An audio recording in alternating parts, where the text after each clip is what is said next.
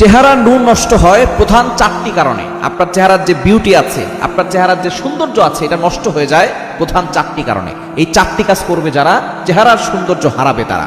এক নম্বর হচ্ছে, যদি আপনি গুনাহের কাজ বেশি করেন, আপনার চোখের গুনাহ, গোপন গুনাহ যত বেশি বাড়বে, আপনার চেহারার সৌন্দর্য তত বেশি কমে যাবে। আপনি যত বেশি গুনাহ করবেন, মনে রাখবেন তত বেশি আপনার চেহারার সৌন্দর্য এটা নষ্ট হয়ে যাবে। বর্তমানে ইয়াং পিপলরা ঘরে দরজা বন্ধ করে দিয়ে, জানালা বন্ধ করে দিয়ে তারা গুনাহে লিপ্ত হয় আর মনে করে আমার বাবাও দেখে না, মাও দেখে না। মনে রাখবেন, আপনার বাবা না দেখলেও, মা না দেখলেও, আপনার ভাই না দেখলেও আল্লাহ কিন্তু আপনাকে দেখছেন। এজন্য সবসময় চিন্তা করবেন, আল্লাহ ইজ ওয়াচিং মি, আল্লাহ আমাকে দেখছেন, আল্লাহ ইজ অবজার্ভিং মি, আল্লাহ আমাকে অবজার্ভ করছেন। সুতরাং এক নাম্বার, যারা গুনাহ করে বেশি, গোপন পাপ বেশি করে, তাদের চেহারার সৌন্দর্য নষ্ট হয়ে যায়। দ্বিতীয় নাম্বার, যারা হারাম খাবার বেশি খায়। হারাম খাবার খেলে চেহারার কোনো সৌন্দর্য থাকে না। আপনি হালাল খাওয়ার চেষ্টা করবেন। হারাম খাদ্য যারাই খাবে, তাদের শুধু চেহারা নষ্ট হবে না, তাদের নামাজ, তাদের রোজা, তাদের হজ যাকাত কোনো কিছুই আল্লাহ কবুল করবেন না। কারণ নবী সাল্লাল্লাহু আলাইহি ওয়াসাল্লাম জানিয়ে দিয়েছেন, লা ইয়াদখুলুল জান্নাতা জাসাদুন গুদিয়া বিল হারাম। যেই শরীরের ভিতরে হারাম প্রবেশ করেছে, ওই শরীর জান্নাতে প্রবেশ করবে না। সুতরাং হারাম খাবেন না। হারাম খেলে নামাজ রোজা কোনো কিছু কবুল হবে না।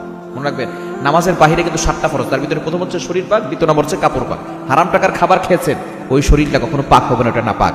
হারাম টাকা দিয়ে কাপড় কিনেছেন, ওই শরীর, ওই কাপড়টা পাক হবে না, সেটা নাপাক হবে। নাপাক শরীর আর নাপাক কাপড় দিয়ে নামাজ আপনি পড়তে পারবেন, কিন্তু এই নামাজ আল্লাহ কবুল করবে না। এজন্য হারাম খাবার খেলে চেহারার সৌন্দর্য নষ্ট হয়ে যাবে। 3 নাম্বার, অতিরিক্ত রাগ করে যারা, তাদের চেহারা নষ্ট হয়ে যায়। রাগ শয়তানের পক্ষ থেকে আসে। ধৈর্য ধারণ করেন।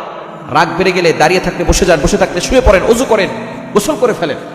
রাগ কমাতে হবে। রাগ যারা বেশি করবে, তাদের চেহারা সৌন্দর্য নষ্ট হয়ে যাবে। নবীজি সাল্লাল্লাহু আলাইহি সাল্লামের জামানে একবার দুইজন সাহাবী কথায় কথায় তর্ক লেগে গেল। নবীজি বললেন, ও আমার সাহাবীরা, এমন একটা বাক্য আছে, এই বাক্য যদি তোমরা পড়ো, তোমাদের রাগ আল্লাহ কমিয়ে দিবেন।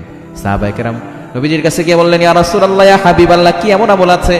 নবীজি বললেন, তোমরা বলো আউযু বিল্লাহি মিনাশ শাইতানির রাজীম। এই বাক্য পড়ার সাথে সাথে সাহাবীদের রাগ কমে গেছে।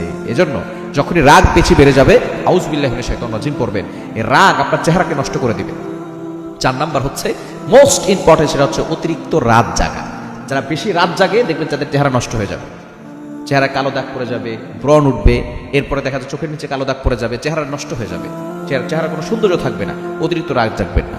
নবীজি সাল্লাল্লাহু আলাইহি সাল্লাম এশার নামাজের পরপর ঘুমিয়ে যেতেন, শেষ রাতে উঠতেন। আর দুঃখজনক হলো সত্য, আমরা শেষ রাতে ঘুমানো শুরু করি। যখনই তাহাজ্জুদের সময় আল্লাহ বান্দাদেরকে ডাক দেন, তখনই আমরা কি করি? ঘুমানো শুরু করি। এজন্য অবশ্যই আপনি এই অতিরিক্ত রাত জাগা, এটা আল্লাহ তাআলা পছন্দ করেন না, নবী সাল্লাল্লাহু আলাইহি ওয়াসাল্লাম এরকম করতেন না। সুন্নাহ হচ্ছে রাতে তাড়াতাড়ি ঘুমাবেন, শেষ রাতে উঠবেন। এবং আল্লাহ তাআলা জানিয়ে দিয়েছেন 30 নম্বর পারার 1 নম্বর পৃষ্ঠার সূরা নাবার 9-10 নম্বর আয়াতে, ওয়া জাআলনাল লাইলা লিবাসা ওয়া জাআলনান নাহারা মাআশা। আল্লাহ তাআলা রাতটাকে বিশ্রামের জন্য করেছেন আর দিনকে কাজের জন্য করেছেন। কিন্তু আমরা দিনের বেলা কোনো কাজ করি না, ঘুমাই থাকি, আর রাতের বেলা সারাদিন মোবাইল নিয়ে ব্যস্ত থাকি। খবর এটা করবেন না। অতিরিক্ত রাত জাগলে আপনার চেহারা নষ্ট হয়ে যাবে। এই 4টি কাজ যারাই করবে, তাদের চেহারা ভালো থাকবে না, চেহারা নষ্ট হয়ে যাবে। চেহারা যদি নষ্ট করতে না চান, এই 4টি কাজ করা যাবে।